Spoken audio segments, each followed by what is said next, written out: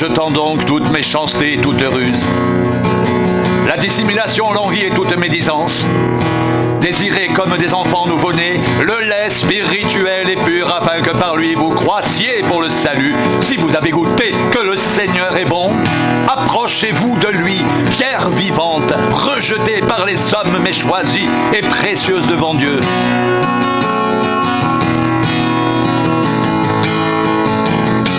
Et vous-même, comme des pierres vivantes, édifiez-vous pour former une maison spirituelle, un saint sacerdoce, afin d'offrir des victimes spirituelles agréables à Dieu par Jésus-Christ, car il est dit dans l'Écriture, voici,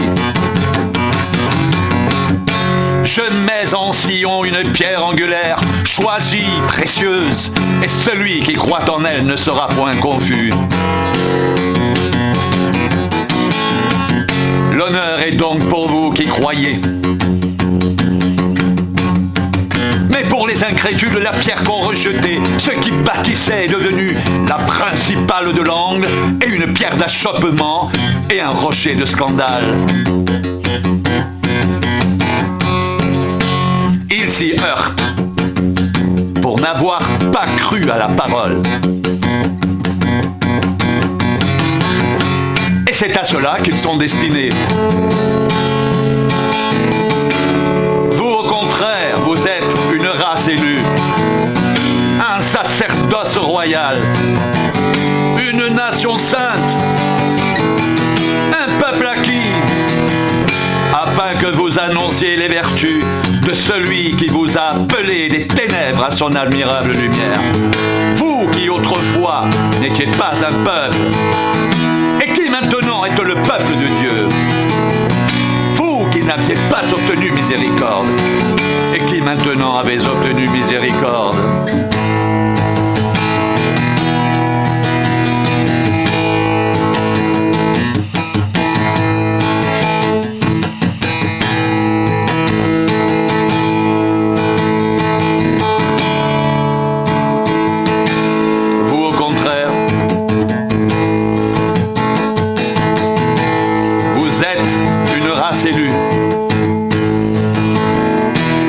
Sacerdoce royal, une nation sainte, un peuple acquis, afin que vous annonciez les vertus de celui qui vous a appelé des ténèbres à son admirable lumière. Vous qui autrefois n'étiez pas un peuple, et qui maintenant êtes le peuple de Dieu. Vous qui n'aviez pas obtenu miséricorde, et qui maintenant avez obtenu miséricorde.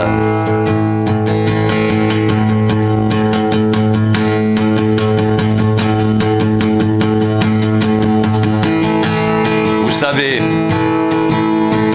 que ce n'est pas par des choses périssables, par de l'argent ou de l'or, que vous avez été rachetés de la vaine manière de vivre que vous aviez hérité de vos pères, mais par le sang précieux de Christ, comme d'un agneau sans défaut et sans tache, prédestiné avant la fondation du monde. Il fut manifesté à la fin des temps à cause de vous.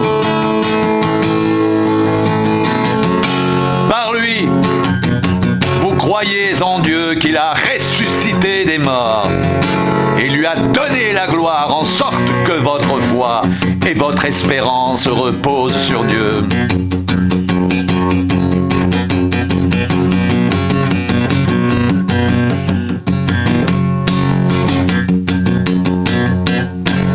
Béni soit Dieu le Père de notre Seigneur Jésus-Christ, qui selon sa grande miséricorde nous a régénérés pour une espérance vivante par la résurrection de Jésus-Christ d'entre les morts, pour un héritage qui ne peut ni se corrompre, ni se souiller, ni se flétrir. Il vous est réservé dans les cieux, à vous qui par la puissance de Dieu êtes gardés par la foi, pour le salut prêt à être révélé dans les derniers temps.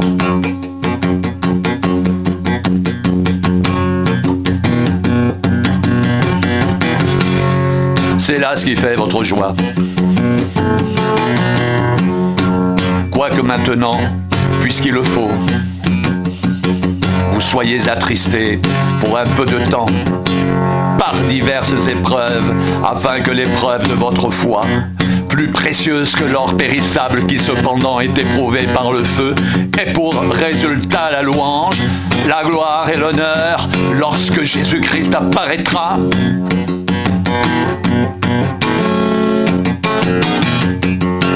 Vous l'aimez sans l'avoir vu. Vous croyez en lui sans le voir encore. Vous réjouissant d'une joie merveilleuse et glorieuse, parce que vous obtiendrez le salut de vos âmes pour prix de votre foi.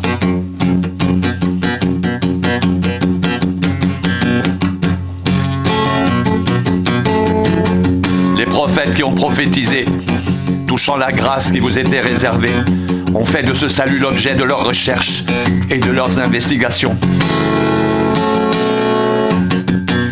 Ils voulaient sonder l'époque et les circonstances marquées par l'Esprit de Christ qui était en eux et qui attestait d'avance les souffrances de Christ et la gloire dont elles seraient suivies.